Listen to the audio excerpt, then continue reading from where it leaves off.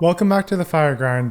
My name is Daniel, and on this channel we talk about personal finance with a focus on the stock market. And in today's video, we're going to be discussing the top 10 stocks on Wealthsimple Trade. So yes, these are the top 10 stocks that you guys who are using Wealthsimple Trade are buying right now. And I'll give my opinion on each of these stocks, and you can do with it what you want to, but don't invest based off of my opinion. Do your own research. And out of these 10 stocks, 3 of these stocks actually trade on the US exchange. So smash that thumbs up button if you're getting eaten alive by the currency exchange fees and want Wealthsimple Trade to introduce a US account. Let's show them how much we hate these exchange fees by smashing that thumbs up button. Okay, now that you've done it, let's dive into the top 10 stocks on Wealthsimple Trade. The hottest stock on Wealthsimple today is Air Canada. And if you guys have been with my channel for a little while, you know that I've done 2 different videos on Air Canada so far. And if you guys haven't seen those and you're new to this channel, you can go to the description down below and check those out. In my latest video, I made a bit of a price prediction, and the stock at that point was trading around $16, and I said that the stock would trade plus or minus $3. However, I guess I was wrong, because a couple days later, the stock actually shot up to around $23, but since then, it's pulled back to $19, which is basically around $3 higher than $16, which I predicted. And what this shows me is that investors were buying in hoping that Air Canada would continue to recover, because it did run up from its lows of around $10 to $12 all the way up to $22. And if it actually ran up to its previous all-time highs of $52, then you would be making bank. So, of course, people who are more speculators would be buying into Air Canada, hoping for a 5-time increase if they bought in at its lows. But what goes up must come down if it doesn't have the fundamentals to support it. The second most traded stock on Wealthsimple Trade today is Tesla stock. And this is the first US stock that we see on this list. If you guys haven't seen my previous video on Wealthsimple Trade, I talk about what's the maximum amount of money that you should spend on a US stock before the exchange fees are more expensive than going over to a platform like QUESTRADE and paying the commission fee. And that amount is $333. Both Tesla stock trading around $940 today, and you're unable to buy fractional shares, you're better off buying Tesla stock on a platform like QUESTRADE. The reason why I think people are buying Tesla stock right now is because of the recent news that Elon Musk is pushing forward with his whole plan for the semi-truck. And also, Tesla got a downgrade today, which saw the stock price fall. And I think as retail investors, people see this chance to buy into Tesla stock because it's fallen down from its $1,000 all-time highs. If you guys recently opened up a position in Tesla, let me know in the comments down below.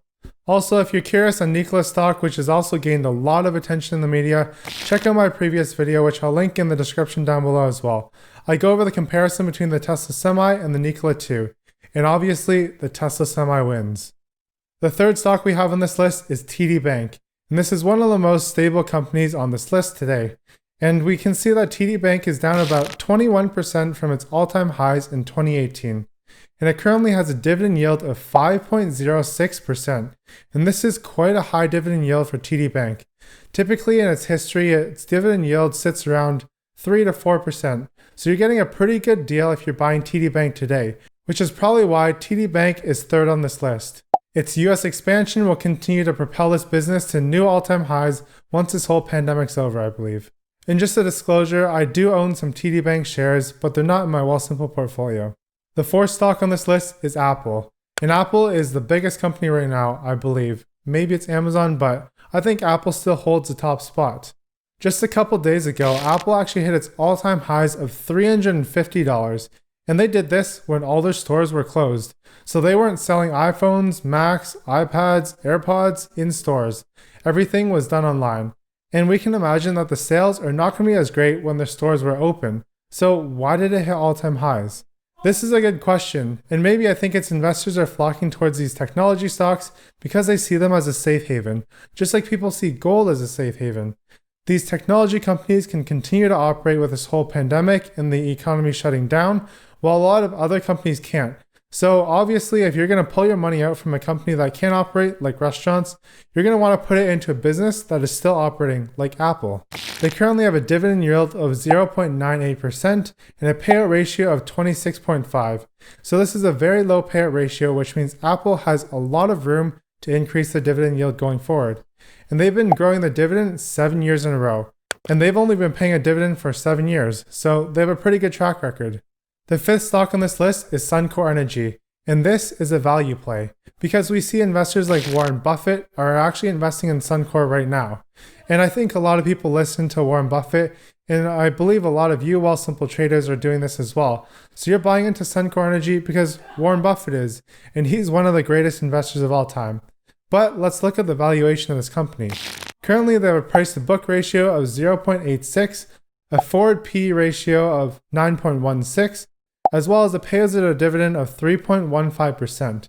And on top of all this, they're around 55% down from their July 2018 all-time highs.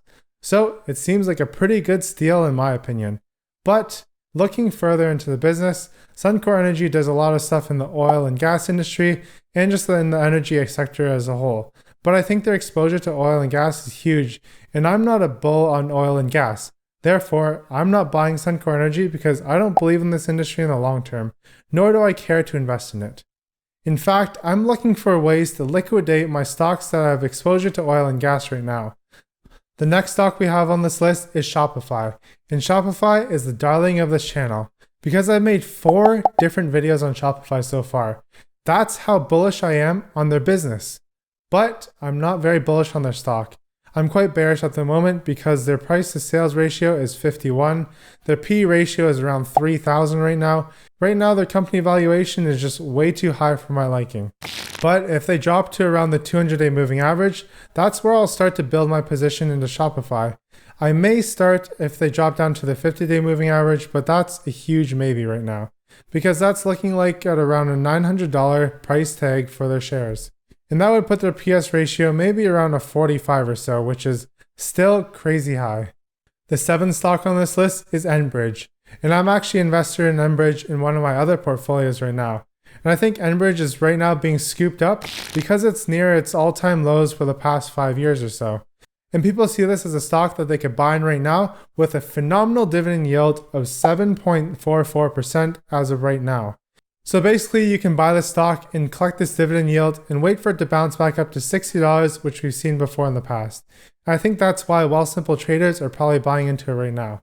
There doesn't seem to be too much downside to this company, especially because how the business runs. So how Enbridge works is they establish contracts with oil producers, and Enbridge will transport this oil in their pipelines. And regardless of whether or not these producers of oil actually send oil through the pipelines, Enbridge gets paid because that's how the contracts are laid out. So Enbridge basically operates like a cell phone carrier. Whether you use up your minutes or your data or not, you're still paying for that. The 8th stock on this list is Cineplex. And I used to be an investor in Cineplex. I may have revealed this in my portfolio previously. However, I sold out when the Cineworld deal was announced because I didn't see the stock moving anywhere, and sure, I could collect a dividend of around 7.5%, but I figured might as well take my money out now just in case. And I guess I was right because today the stock trades at around $13 or $14.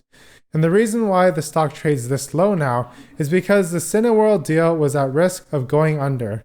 And this all happened when movie theaters closed. And sure enough, today on June 12th, as I'm filming this, we got news that the Cineworld deal is no more. So Cineplex, they're not being bought out. As a shareholder, you've lost your dividend because Cineplex actually cut the dividend, and no longer can you get your shares for $30 a piece when Cineworld buys it because they're not buying it. But the one thing about Cineplex, if they survive this pandemic, I think they're going to continue to thrive because people love going out.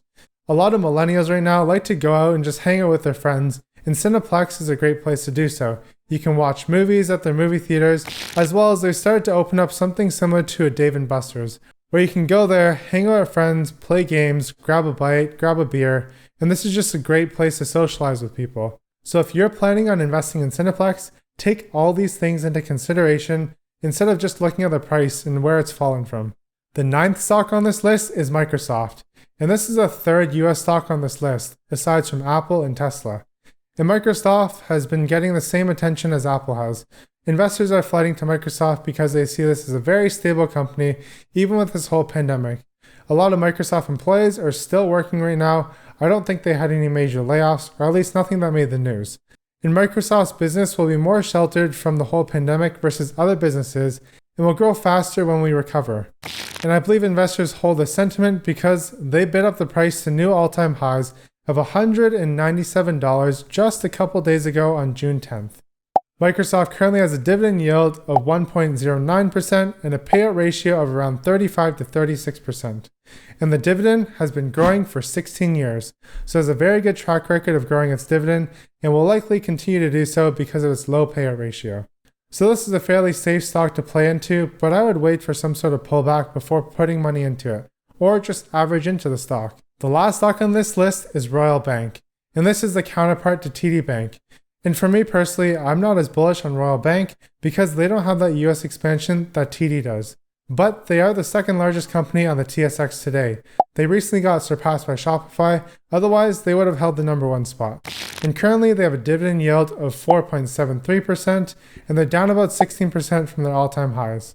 So whether you're considering purchasing TD Bank or Royal Bank, both these banks are a pretty good play on bank stocks within Canada right now. And I don't see them cutting the dividend throughout this pandemic unless it's prolonged for like 2 to 3 years.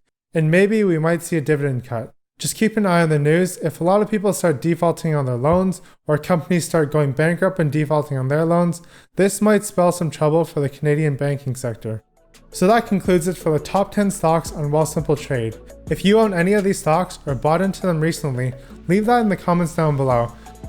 Smash that thumbs up button, click the subscribe and the notification bell because my next video is Lightspeed. I'm going to be going over the stock, talking about its qualitative features, as well as going over the financials and a few other things, so you won't want to miss that. Keep up the grind and have a great day.